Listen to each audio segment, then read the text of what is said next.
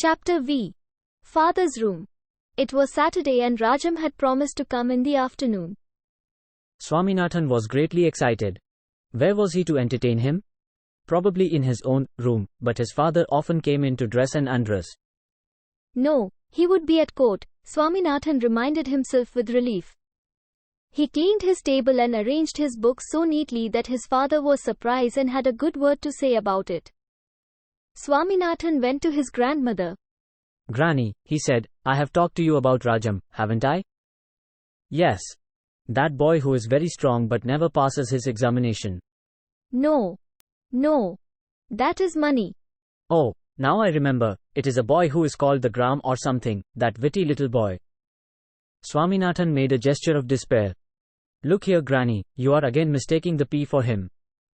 I mean Rajam, who has killed tigers, whose father is the police superintendent, and who is great. Oh, Granny cried, that boy, is he coming here? I am so glad. Achim. But I have got to tell you. Will you bring him to me? I want to see him. Let us see, Swaminathan said vaguely, I can't promise. But I have got to tell you, when he is with me, you must not call me or come to my room. Why so? Asked Granny. The fact is, you are too old, said Swaminathan with brutal candor.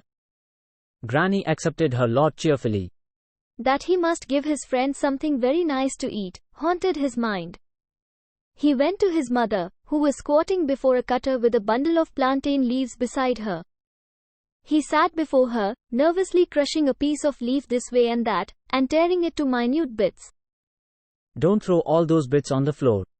I simply can't sweep the floor anymore, she said. Mother, what are you preparing for the afternoon tiffin? Time enough to think of it, said Mother. You had better prepare something very nice, something fine and sweet. Rajam is coming this afternoon. Don't make the sort of coffee that you usually give me. It must be very good and hot. He remembered how in Rajam's house everything was brought to the room by the cook. Mother, would you mind if I don't come here for coffee and tiffin? Can you send it to my room?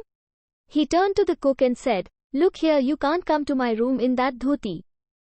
You will have to wear a clean, white dhoti and shirt.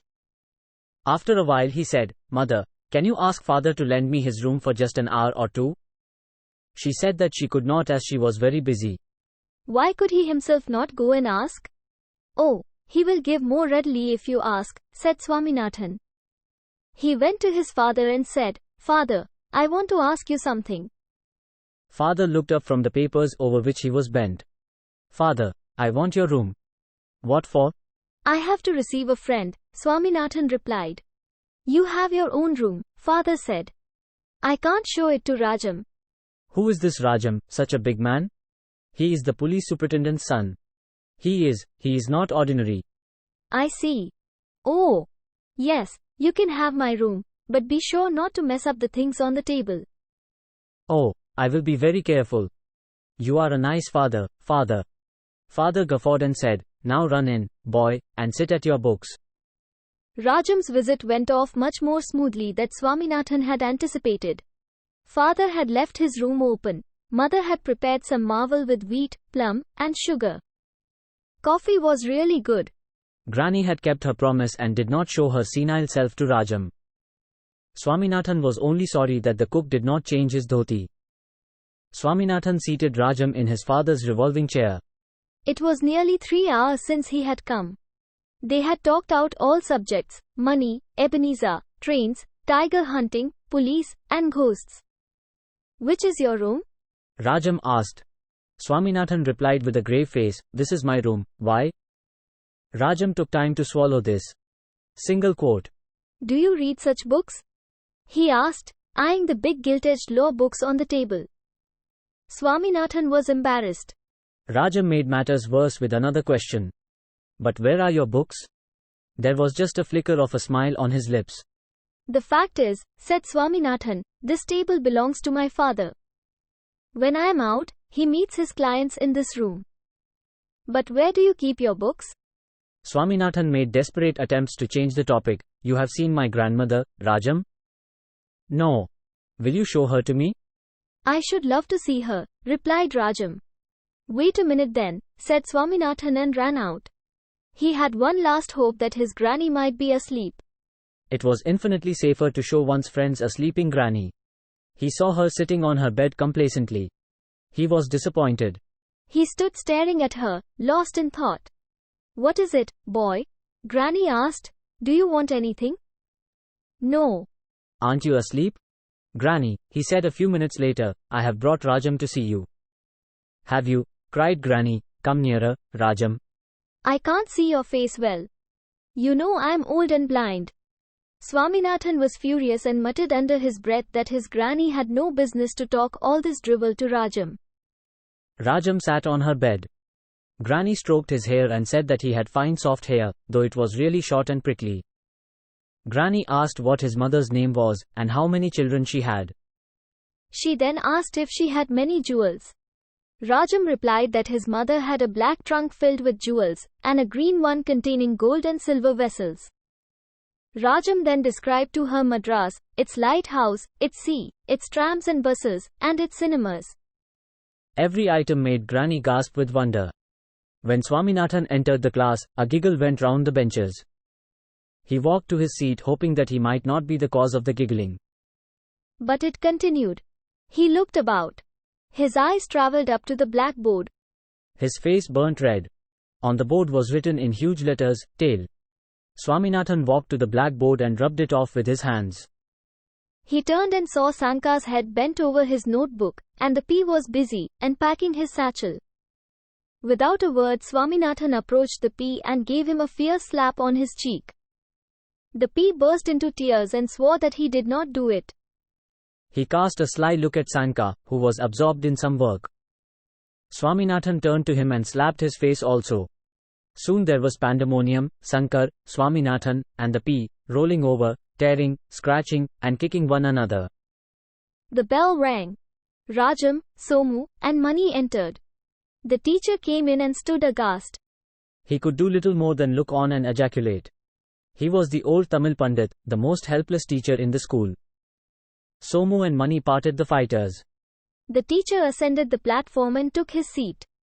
The class settled down. Somu got up and said, Sir, please let us go out. We do not want to disturb the class. The teacher demurred, but already Mani had gone out, pushing Swaminathan and the P before him.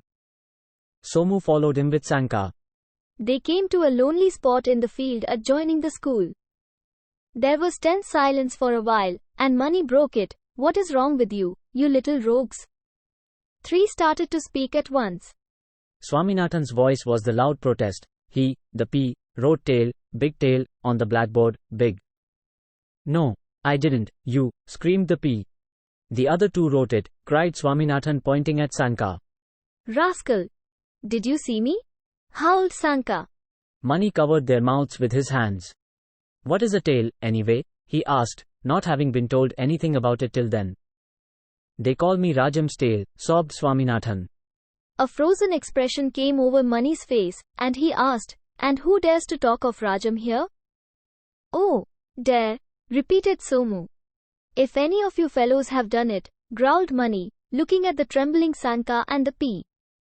If they have, what can you do? Asked Somu with a contemptuous smile. What do you mean, Somu, what do you mean? Look here, Mani, Somu cried, for a long time I have been waiting to tell you this. You think too much of yourself and your powers. Mani swung his hand and brought it down on Somu's nape. Somu pushed it away with a heavy blow. Mani aimed a kick at Somu, which would send him rolling. Somu stepped aside and delivered one himself, which nearly bent the other. The three youngsters could hardly believe their eyes. Somu and Mani fighting. They lost their heads. They thought that Somu and Mani were killing each other. They looked accusingly at one another, and then ran towards the school. They burst in upon the headmaster, who gathered from them with difficulty that in the adjacent field 2 murders were being committed at that very moment. He was disposed to laugh at first.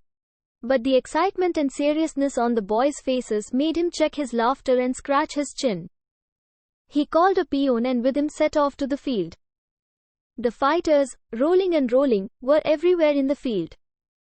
The headmaster and the peon easily picked them apart, much to the astonishment of Swaminathan, who had thought till then that the strength that Somu or money possessed was not possessed by anyone else in the world.